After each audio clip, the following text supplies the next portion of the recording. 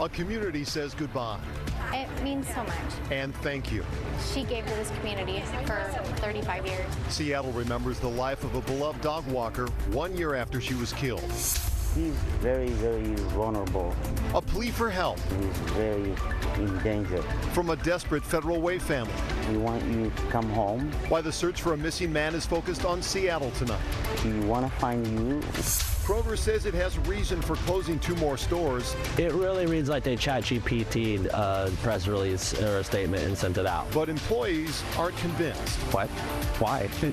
What's happening? And shoppers are running out of options. I'll have to be driving farther.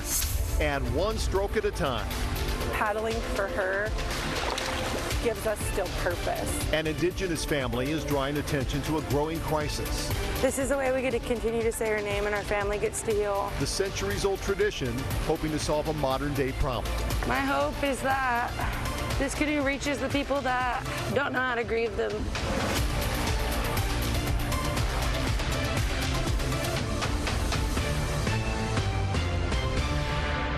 This is King 5 News at 11. I'm Greg Copeland. Family and friends of Ruth Dalton are celebrating the beloved dog walker's life tonight, 1 year after she was killed in a carjacking.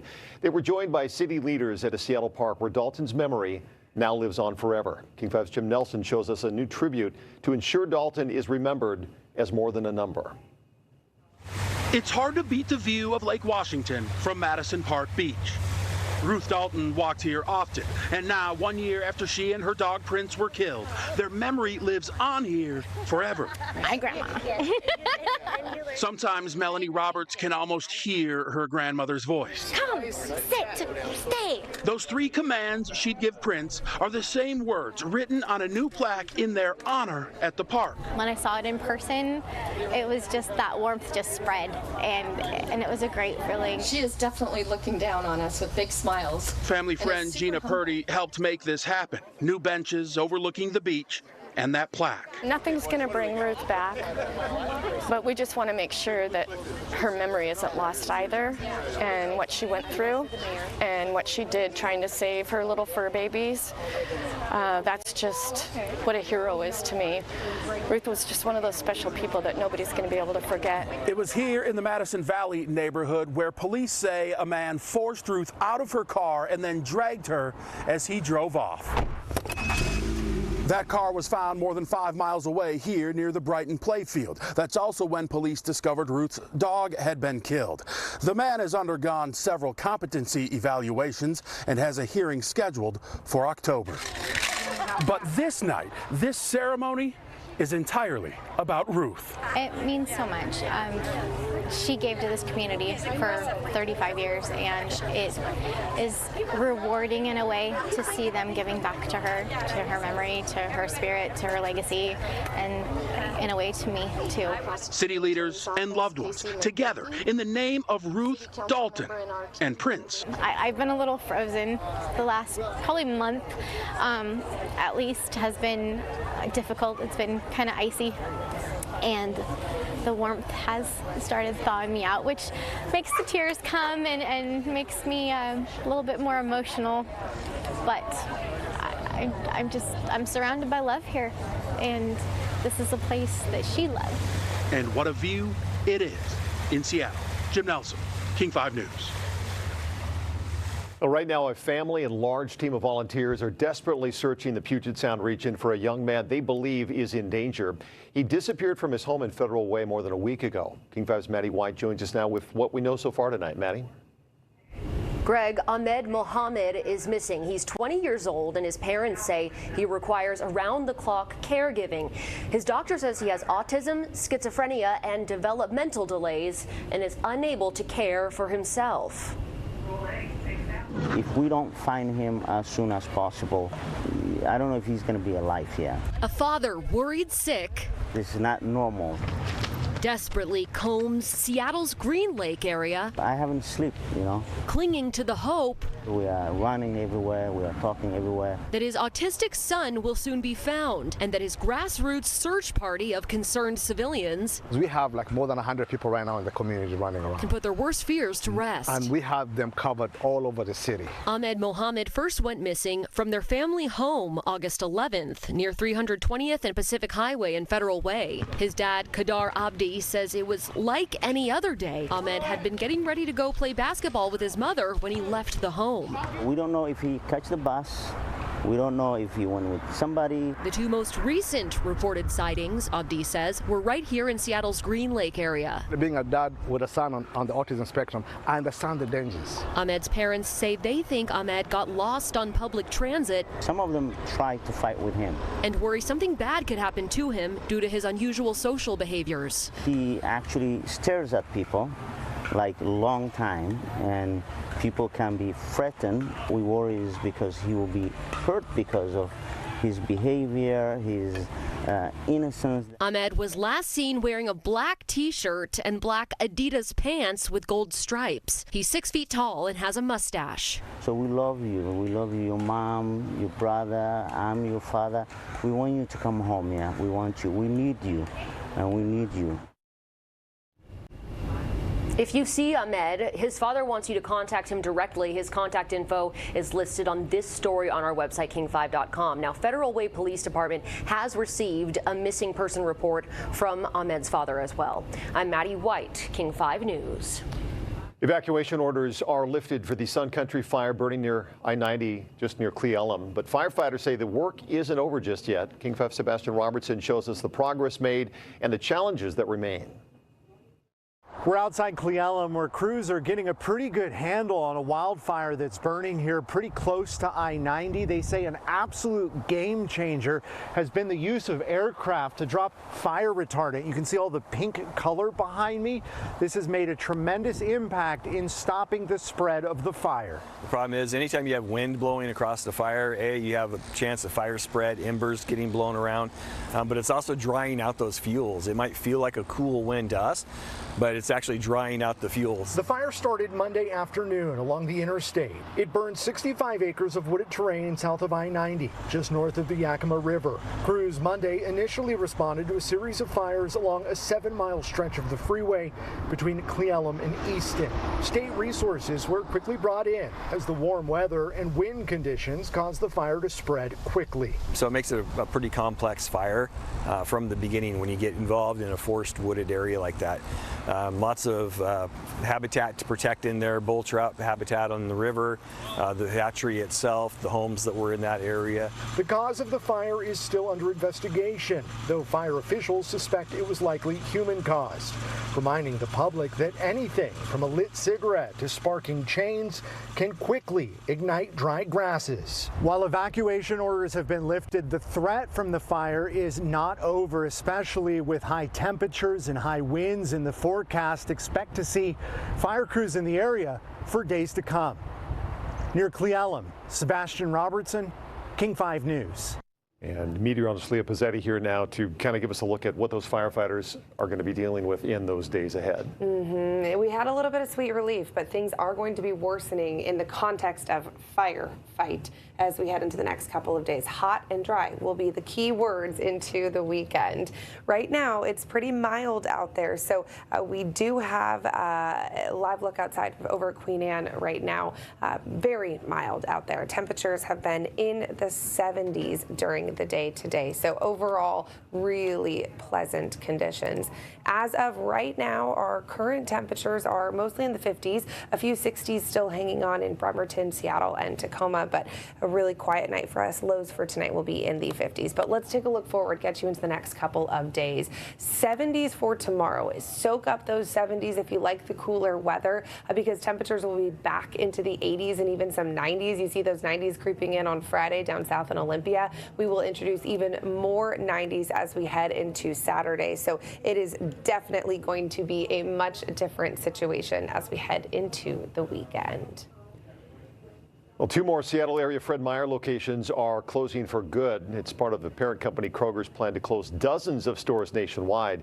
King 5's Christian Baldera spoke with some frustrated customers and employees at one of the locations that's closing in Seattle.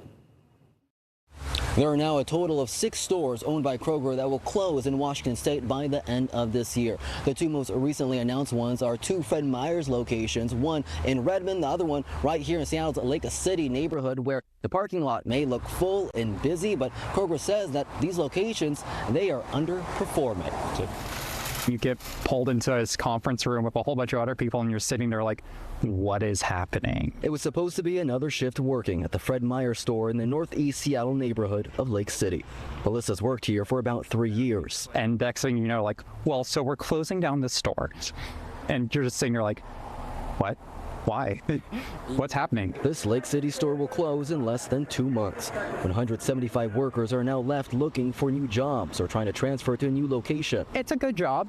Like, I like the union. Its parent company, Kroger, plans to close 60 of its stores across the country over the next year and a half. Quite an inconvenience. I live pretty close by, just a few blocks from here. I'll have to be driving farther. We moved in here last year, I want to say May of last year, and we picked this spot right literally across the street right over here specifically because it's right next to a grocery store. In a statement sent to King 5, Kroger says it's due to a steady rise in theft and a challenging regulatory environment, though they weren't specific. It really reads like they ChatGPT'd a press release or a statement and sent it out. Looking at recent police statistics, overall crime has decreased in Lake City. Crime is down in at least 5 of the 6 store locations the company plans to shut down. I think that all of this is happening due to corporate mismanagement. It's unclear how much theft influenced Kroger's decision, but here's what is. Kroger's shares continue to rise, and the company will open more stores in 2026 nationwide. The decision to close these stores may have come sooner, but Kroger was busy. They were tied up in legal proceedings as they were trying to acquire their competitor, Albertsons, but a judge struck down that merger. In Seattle, I'm Christian Balderas, King 5 News. Well, tonight, an Indigenous family is turning grief into action using a centuries-old tradition to honor a daughter, a sister, and a mother whose life was cut short by domestic violence. Facing Race reporter Sharon Yu shows us how their canoe journey is both healing and raising awareness about missing and murdered Indigenous people. As Rayandali Perez's family was grieving, they thought the best way to honor her was to build a canoe and take it along for a healing journey. And they did that for the first time this year, nearly 3 years after her murder.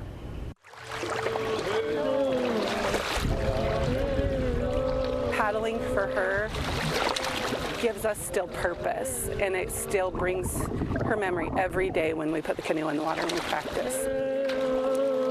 As the Raven Warrior cuts through the waters of Hood Canal, Jenna Adams breathes into life the memory of her stepdaughter, Rayandali Perez. Rayanne came into mine and my husband's life when she was a teenager. So before that, she had her moms, Marty and Robbie, and they did a phenomenal job raising her. And when she came into my life, she just fit like the missing puzzle piece. At age 21, her stepdaughter, Rayanne, was murdered.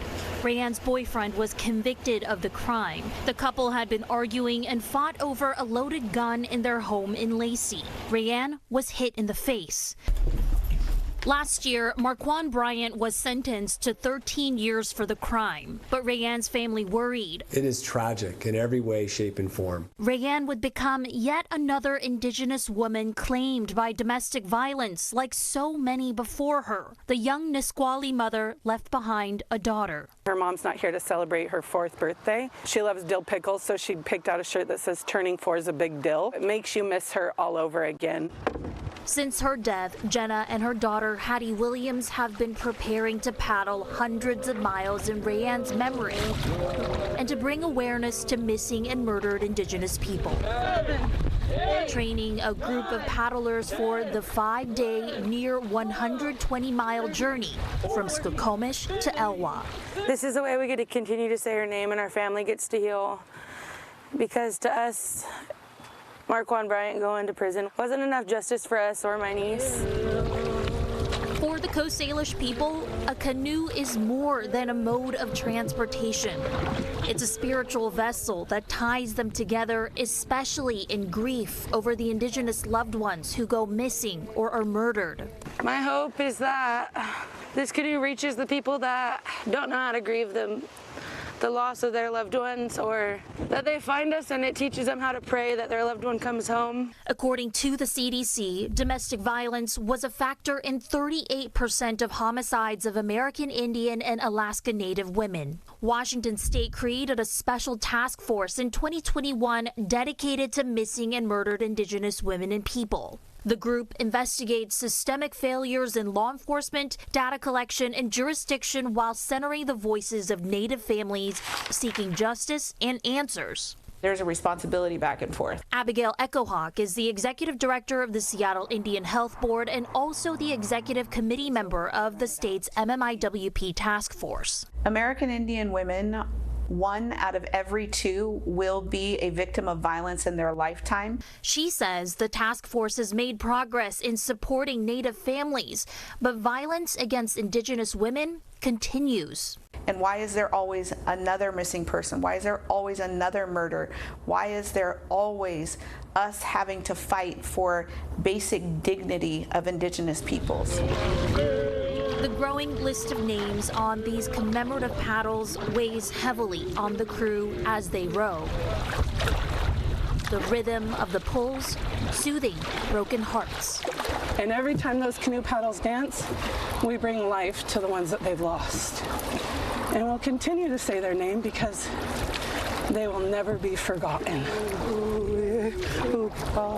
Paddlers always leave an empty seat at the bow of the canoe in case any of those who are gone want to come and ride along for a while. They're planning on doing a long canoe journey to raise awareness for missing and murdered Indigenous women and people every year. In Seattle, Sharon Yu, King 5 News. Well, the show will go on for one of Everett's oldest landmarks. The new owner of the historic Everett Theater reveals when the curtains will rise again. And things are heating up this week. Meteorologist Leah Pizzetti is tracking temperatures above 80 degrees.